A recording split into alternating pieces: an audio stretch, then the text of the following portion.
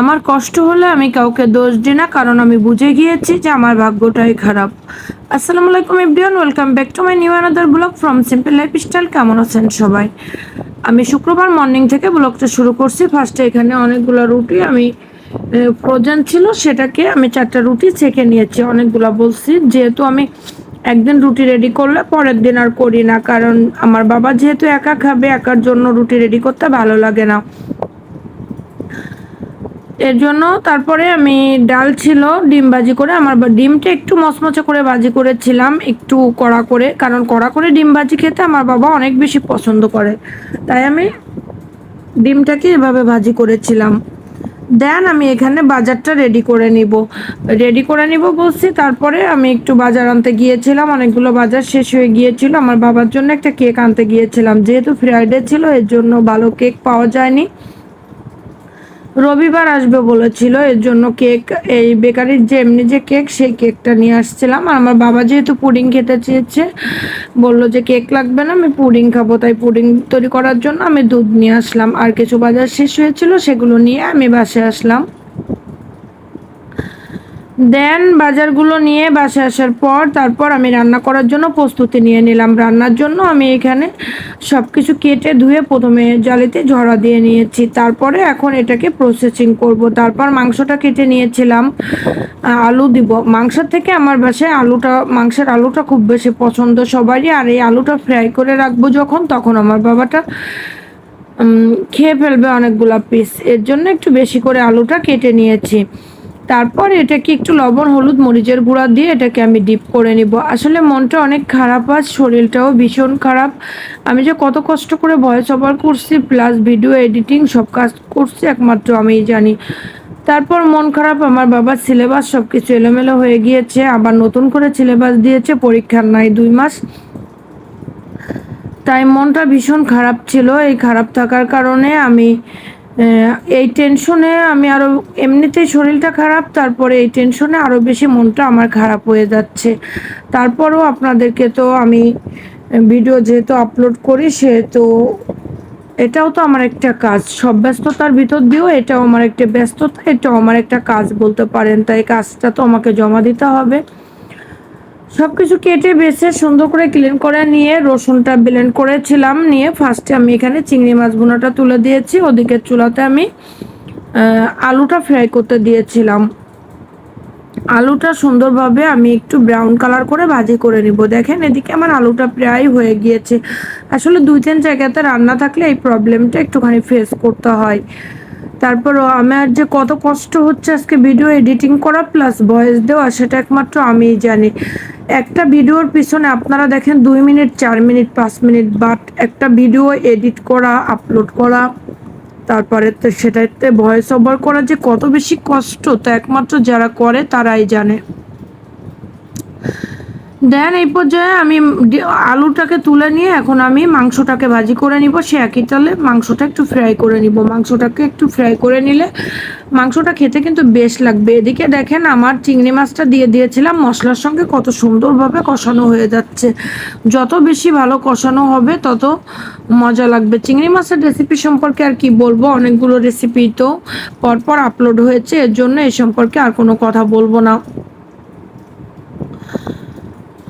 যাই হোক, সুস্থতা আল্লাহর দেওয়া নিয়ামত, আল্লাহ চাইলে সুস্থ হয়ে যেতে পারবো। তারপর এখানে আমি কিছুটা পানি দিয়ে দিলাম। পানি দিয়ে দেওয়ার পরে এদিকে মাংসের কাছে চলে আসলাম। আমি দেখতেছি যে মাংসটা সুন্দরভাবে কষানো, মানে ভাজি হয়েছে কিনা। মাংসটা একটুখানি শক্ত হয়ে গেলে তারপর এটাকে আমি তুলে দেবো। অনেকে আবার ভাজি করে না, মশলার সঙ্গে কষিয়ে কষিয়ে শক্ত করে ফেলে, সেটাও ভালো লাগে, সেটা খারাপ লাগে বলবো না। তারপর এদিকে দেখতে চলে আসলাম যে আমার ইসের কি অবস্থা। এদিকে দেখতে চলে আসলাম যে চিংড়ি মাছের কি অবস্থা। চিংড়ি মাছটা বলক উঠে গিয়েছে। এই পর্যায়ে আমি এখানে চিংড়ি মাছটাতে যখন বলক উঠে গিয়েছে, তখন আমি আলু আর চিকেনটাকে তুলে রেডি করে নিলাম। তারপর এখানে পেঁয়াজ, কাঁচামরিচ আর রসুন কুচি দিয়ে দিয়েছি, গোটা মশলাগুলো দিয়ে দিয়েছি, কাঁচা রসুন, পেঁয়াজগুলো দিয়ে দিয়েছি। দিয়ে দেওয়ার পরে এটাকে তেলে আমি একটু ব্রাউন কালার করে ভাজি করে নিব। তারপর কিন্তু এর ভিতরে মশলাগুলো দেব।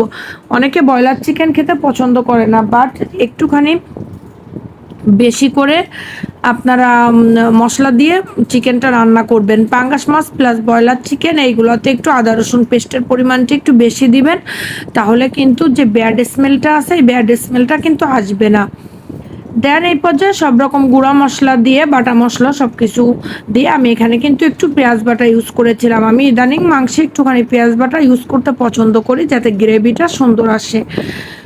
তারপর আমি এটাকে সুন্দরভাবে কষিয়ে আমি মশলাটা ভালোভাবে কষানো হওয়ার জন্য আমি এখানে সামান্য একটু পরিমাণ পানি দিয়ে দিয়েছিলাম। কেন দিয়েছিলাম সেই রিজনটা বলি। আমি যেহেতু এটা গরু মাংস না, এটা মুরগির মাংস, আমি যেহেতু মশলাটাকে কষিয়ে মাংস আর আলুটা ফ্রাই করে নিয়েছি, সেহেতু এটা থেকে কিন্তু খুব বেশি বের হবে না আর কি, পানি বের হবে না। এর জন্য আমি একটুখানি পানি দিয়ে মশলাটাকে আগে সুন্দরভাবে কষিয়ে নিলাম। আর 2টা রসুন দিয়ে দিয়েছিলাম, আর কলিজা ছিল কলিজা দিয়ে দিয়েছিলাম। কলিজা দিয়ে দেওয়ার পরে এখন আমি মশলার সঙ্গে সুন্দরভাবে কষিয়ে নিব। আপনাদের কাছে মনে হচ্ছিল না যে মশলার পরিমাণটা হয়তো একটু বেশি হয়ে গেছে, বাট না, মশলার পরিমাণটা একই ছিল।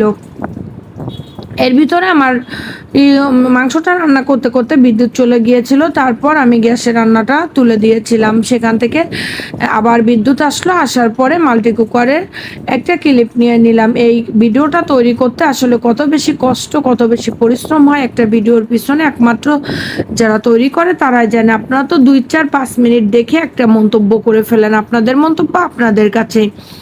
দেন এই পর্যন্ত আমি এখন মশলাটার সঙ্গে সুন্দরভাবে কষি আমি কিন্তু 1 কাপ পরিমাণ গরম পানি ইউজ করেছি এখানে কষানো হওয়ার জন্য। ওদিকে চিংড়ি মাছটা প্রায় কমপ্লিট হয়ে গিয়েছে, আমি ওখানে একটুখানি জিরা গুঁড়া ইউজ করেছি, একটুখানি জিরা গুঁড়া আমি ইউজ করেছি। জিরা গুঁড়া ইউজ করার পরে তারপরে দেখেন এদিকে আমার মাংসটা প্রায় কষানো হয়ে গেছে, চিংড়ি মাছটাও রেডি হয়ে গিয়েছে, আমি সেটাকে প্লেটে ঢেলে নিলাম। ঢেলে নেওয়ার পরে আমি একটা ক্লিপ নিয়ে তারপরে আমি মাংসের কাছে চলে যাব। মাশাআল্লাহ ফাইনাল ক্লিপটা অনেক সুন্দর হয়েছিল। আর চিংড়ি মাছে সামান্য একটু পরিমাণ 1/2 টিস্পুন পরিমাণ একটুখানি চিনি ব্যবহার করার চেষ্টা করবেন, তাহলে দেখতেও যেমন কালারটাও যেমন সুন্দর আসবে, খেতেও একটু মিষ্টি মিষ্টি লাগবে। চিংড়ি মাছ যেহেতু মিষ্টি জাতীয় মাছ। তারপর এটা এখান থেকে কষানো থেকে আমার বাবার জন্য 1 পিস মাংস তুলে দিলাম। আমার বাবা তো কষানো মাংস খেতে অনেক বেশি পছন্দ করে। তারপর আমি এখানে আর 1 কাপ পরিমাণ ঝোলের পানি দিয়ে দিলাম। গতকালকে মাংসে যেহেতু আমি খুব বেশি ঝোল রাখবো না, এর জন্য 1 কাপ পরিমাণ পানি দিয়েছি। আপনারা যদি ঝোল রাখতে চান তাহলে 2 কাপ পরিমাণ দিয়ে দিতে পারেন। আর কলিজাটা যেহেতু আমি ভাজি করছিলাম না, কলিজার পুষ্টিগুণ নষ্ট হয়ে যাবে, তাই কলিজাটা আমি ওভাবে দিয়ে দিয়েছিলাম। ইদানিং মাংস তরকারিতে আস্তা রসুন খেতে আমার কাছে অনেক বেশি ভালো লাগে। আমার বাবাটাও খাওয়া শিখে গিয়েছে, তাই আমার বাবার জন্য একটা দিয়েছিলাম, আমার জন্য একটা দিয়েছিলাম। দেন এই পর্যায়ে এখানে আমি গরম মশলাটা রেডি করেছিলাম সেটা গুঁড়ো করে দিয়েছি। আমি এখন আর গরম মশলা গুঁড়োটা রেডি করে রাখি না, একটু কষ্ট হলেও যখন এটা তখন রেডি করি, এতে মাংসের ফ্লেভারটাও ভালো আসে, খেতেও ভালো লাগে। মাশাআল্লাহ আমি মাংস তরকারিটা নামিয়ে নিয়েছি, দেখতেও যেমন সুন্দর হয়েছে, খেতেও কিন্তু অনেক বেশি মজা হয়েছিল আমার বাবাটার কাছে। ও আরেকটি কথা আপনাদেরকে বলে রাখি, গতকালকে ছিল আমার বাবাটার জন্মদিন। আমার বাবাটার আলহামদুলিল্লাহ 13 বছর পূর্ণ হলো, 14 বছরে পা দিল। সবাই দোয়া করবেন আমার বাবাটার জন্য। কোনো মা চায় না যে তার সন্তানকে খারাপ করে মানুষ করতে। আর আমি আমার সন্তানকে কখনো এমন কোনো শিক্ষা দিইনি যে শিক্ষার জন্য সে কাউকে ভুলে যাবে। বাট আমার সন্তান এখন বড় হয়েছে, সে ভালো মন্দ সব কিছুই বুঝতে শিখেছে।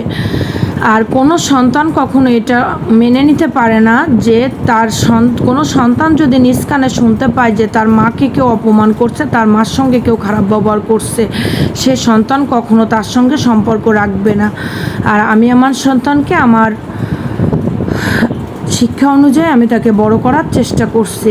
তবে আমার সন্তানও কোনো অন্যায়কে প্রশ্রয় দেওয়ার মতো সন্তান আমার না। তারপর আমি আমার বাবার জন্য কেক এনেছিলাম আর চা তৈরি করে নিয়েছিলাম, সেটা আমার বাবাকে খেতে দিয়ে দিলাম। আমার যেহেতু শরীরটা ভালো ছিল না, তাই আমি বিকালের দিকে ভেবেছিলাম পুডিংটা রেডি করব। বিকালে যেহেতু পারি নাই, তাই সন্ধ্যার পরে চা খাওয়ার পরে আমি একটা পুডিং রেডি করতেছিলাম। এখানে দুধ জাল করতে দিয়ে দিয়েছি। দুধটা সুন্দরভাবে জাল উঠে বলক উঠে গেলে তারপরে এখানে সামান্য পরিমাণ চিনি দিয়ে দিয়েছিলাম, আর এখানে 2 চামচ চিনি দিয়ে একটা ক্যারামেল তৈরি করে নিয়েছি। ক্যারামেলের কালারটা কিন্তু সুন্দর আসছে, বাট একটু আগের দিনের থেকে একটুখানি আর কি নিচেটা একটু বেশি কালার চলে আসছিলো, একটুখানি বেশি সময় চুলার উপরে থাকার কারণে। দেন এই পর্যায়ে এখানে আমি এটাকে বাটিতে সেট হতে দিয়ে তারপরে দুধটা জাল করে একটা ডিম দিয়েছিলাম। সেদিন আমি 2টা ডিমের করেছিলাম, বাট আজকে একটা ডিমের করব। একটা ডিম দিয়ে দিয়েছিলাম, দিয়ে এটাকে আমি একটা পাত্রে পানি দিয়ে তার উপরে একটা স্ট্যান্ড দিয়ে এটাকে বসিয়ে রাখছিলাম ফাইনাল ক্লিপটা দেখার জন্য। আর একটু ওয়েট করতে হবে। আল্লাহ হাফেজ, ভালো থাকবেন সবাই, সুস্থ থাকবেন। নেক্সট কোনো ভিডিও নিয়ে আবারও কথা বলতে চলে আসবো। সেই পর্যন্ত সিম্পল লাইফস্টাইলের সাথে থাকবেন।